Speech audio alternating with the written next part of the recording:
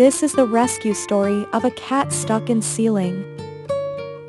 No one knows how she got up there, but she needed to be rescued.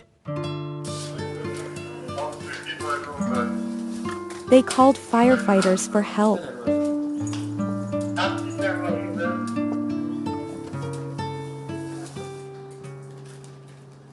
They opened a hole in the ceiling.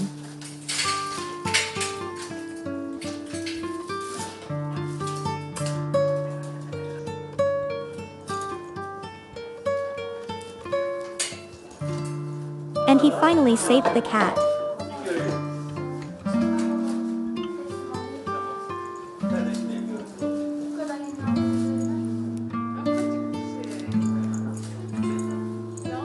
She is so cute and scared.